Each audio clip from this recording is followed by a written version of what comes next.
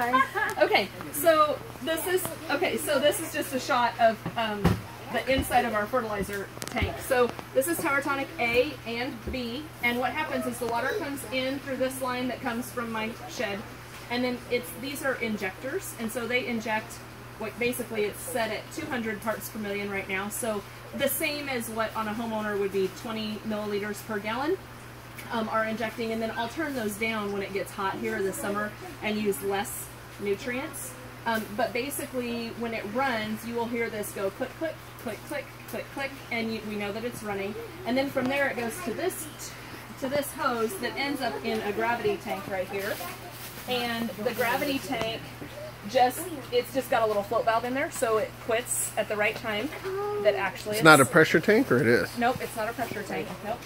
And so then it comes out the manifold and down through my plumbing, and then each individual tower garden has a float valve on the inside of it, and so each one of those little spaghetti tubes goes up to the tower, so they automatically fill without me having to do anything with them. The bottom, now is there a pump in each one that brings the water up? Yep, every single. Do you want to, I don't know if you can get it. I know, I need to introduce Gabe to every single, yeah, it's a little hard to get up here. Every single tower has a pump. It's just a low wattage pump.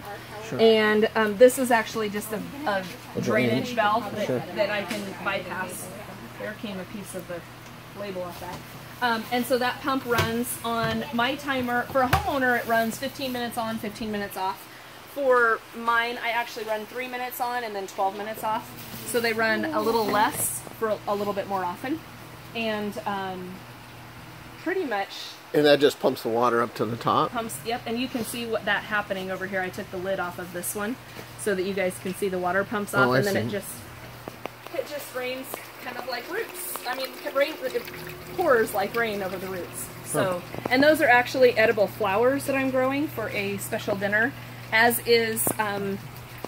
These are microgreens, and these are normal microgreens, just some spicy mix, and then some basil and some pea shoots that I'm growing for a dinner that we have with a restaurant May 24th, whatever that day is. Is it Dino's? Is it? Because that's what most of your stuff is going, right? It is the chef from Dino's, but it is what we call a pop-up dinner, so it's just a special dinner, invitation only, for about 40 people. And so a bunch of the miniature lettuces, the leafy greens over there. If I let them grow, they would look like it's this mix, but we're going to harvest it about this big. And then those and some edible flowers here. Let's see what else. I have this is actually really fun. I have some beets growing that I'm really going to harvest the tops of those. So the beet roots, I'm growing some of those. Now you're bringing that same water into this area. Yep. And then these are actually radishes that I don't think I'm going to get radishes in time, but I will use the tops for them, and it's the Easter egg radishes. So they may get a little something. And you must, you've got these little sprinkler things here. What is do, and it's not actually hooked up right now. It is a watering system. I've got to redo it a little bit, but yes, I actually need to put 2 in here instead of just 1. Is that how it waters them? It just sprays a little mist out there? It does, except it's not hooked up right now, and so I'm watering everything by hand twice a day right now. For homeowners, should we be watering ours with the tonic as well? Because generally we just set it on the sun with some water, but if we go with tonic, will it work better? I mean, it's some plants I might say yes, you might notice a difference, but once they get started really well, then you might want to give them some fertilizer water. I mean, or if you don't, it's not going to be that big of a deal. Here's the thing. When they first sprout, they have everything they need in the endosperm, or that inside, think about the bean, and it swells up, when little people are learning about how plants or seeds grow. All the nutrients, everything the plant needs to get started is right there. Once there's a root system established, then they start gathering things from, nutrients from the soil or from our rock wool, and if there are no nutrients and you let them get, if you let them get this big and there were no nutrients, you would have some issues. And I just use normal water for the seedlings, and then about every other time I'll just use the hose. So. And what's the very earliest that you transfer them into the tower. Tower. For schools, I'll let the kids put them in there right away. Oh, And so just the let idea them is grow you in. start them here and then you move Yep. them over here once they're bigger? Yeah, so for my production, what I do is, so these are, you can see the seeds are actually this is a Oh, I see, coated yeah. seed. We planted these last night. What's that mean, coated? So they're basically, it's a one lettuce seed encapsulated. It just makes them a little bit easier to plant. Sure. And you can see them better. I don't know. Oh, And they're real it's tiny, the only yeah. way this particular variety comes. And so most of the time I don't use coated seeds, but that's why they look like a big, huge round ball. Right. When they get here, the next step is that I will take these guys and just, this is all, You just break them apart. I'll break them apart Sure. and give them a little bit more space. They're not, I mean, they're a little bit young, but then I'll just put them in here Okay. like this, and then they'll grow to about that size, and then I'll stick them on the tower gardens. I forgot that What size? Like about right over there? about Yeah. this, yeah. So and I this can is do a sizes. staging area, Those are when right? you put them on the tower. Those are ready to go up. Is I that would- what you're saying? Yep. Okay. She said These are actually at school, just she just puts seedlings. them directly into the tower garden. You can. Yeah. So, but here's the thing: if you want to maximize your tower garden production, Right. Oops. You want to incubate them over here and put them here so that you if can get a harvest little sooner. Space that works. Then, Sure. I mean, honestly, a tray that would hold the water, you know, like even a decorative tray could be really easy. When they're about this big, I'm obviously just planted these guys, and these were a little bit bigger. So here's what I do. So that they stay on this. This is a heat mat that I'm not using right now because I don't, you know, it's warm enough. But I heat germinate them, get them to about this big. Then that takes about a week to 10 days, depending on the plant. And then I space them over here, let them grow in these guys until they're, you know, anywhere like this size is fine. And that usually takes another week to 2 weeks. Again, everything's accelerated right now because it's summertime, so my whole scheduling and what I normally would say, just planted these are a week old, these are ready to go in. But they've already been planted, so I'm just a little behind. So you said you wish this really should have been larger, right? Well, what was the reason? Long term, if I was going to design a greenhouse for tower gardens this tall, it would have, the sidewalls would be 16 to 18 feet tall. So my shed has 14-foot sidewalls.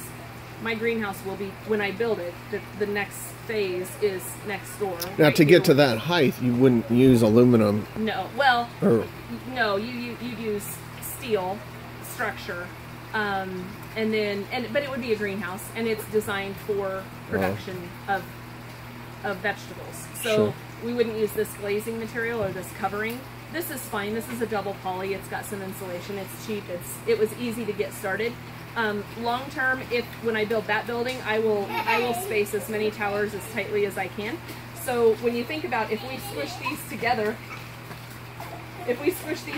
there's a lot less, and they're large like this, there's a lot less light penetration down to the bottom, and we don't want to be growing V-shaped. We don't want it to be beautiful up here and no light penetration all the way to the bottom. So right now I don't have to worry about it because I have plenty of space. But long term, I would love some water. Thanks, Mom. Maybe. Thank you. Appreciate it.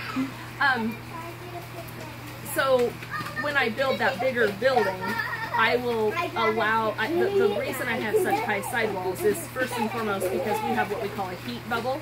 So obviously in the summertime, Yeah, the hot air heat's rising rises, up there, right. and we want that heat bubble to be up above the tops of our towers. And then we will also over ventilate, meaning right now I have one teeny tiny little fan that's pretty high efficiency fan back there. and that pulls air out or brings it That's in? pulling air Sure, through. the warm air out. Yep. And so when I have my higher tech green, again, this is kind of a low tech, get me started.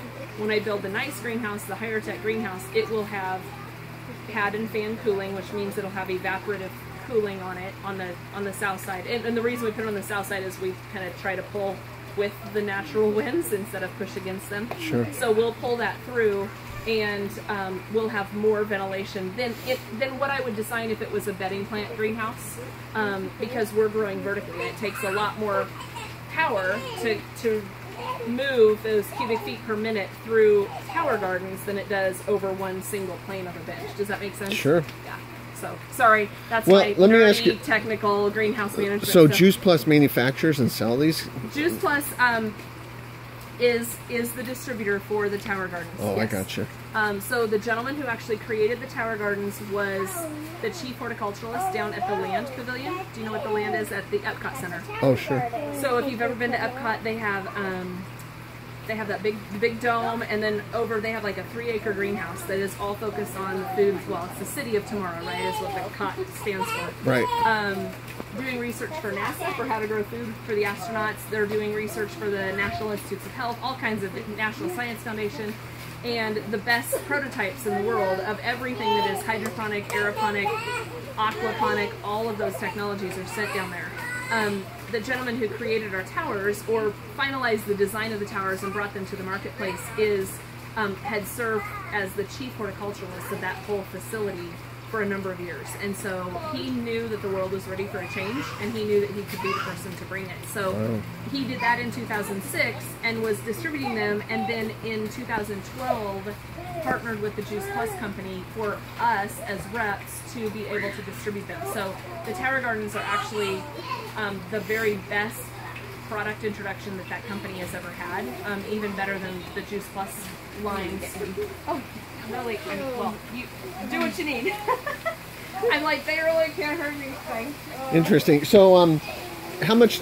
Can I ask how much they sell these for? These units? Mm-hmm. Rather than looking at this one, because it's Right. kind of an anomaly, five towers, or one just like this. Right. They give you in the kit kind of everything you need to get started. A little bit of fertilizer, everything. I recommend some additional things, but the base kit is $525 plus $50 in shipping. And then if you wanted all the bells and whistles and you wanted lights to be able to grow inside and maybe dollies to move them around, upwards of like maybe $1,100. The best part is our company has an installment program, so you can do 12 months of installments for no interest. So from $45 to $70 a month or so. What was unique about? I mean, this is a microgreens, yeah, right? so this guy is not available to homeowners. What is available is a section of basically 1, 2, 3, 4 of them. So these 4 come apart and would go on top of a tower. Oh, so you could use that on one of these guys. You can, but to get an entire tower like this one, they don't sell those to on More the residential commercial side. growers. It's on the commercial side only. Yep. So Then what about that solution over there? Is that provided by them, or is that that? is provided, and for our homeowners, it is sold in a gallon container. Well, it's actually 2 gallons. It's, As a concentrate? yeah, it is, and it is highly concentrated, so it lasts. I don't know. Season, maybe Yeah. I get 1.5 per season, maybe. Yeah, I was gonna say a gallon to a gallon and a half per year, depending. I mean, if you grow a tomato and a cucumber, they're gonna take a lot more nutrients than lettuce takes, you know, and use a lot more water, etc. So But this is using the same mix, right? it's the same mix. Interesting. Yep. Okay. Yep. Very nice. Yeah. Thank you for taking us through that. Absolutely. I'm so glad you guys are here.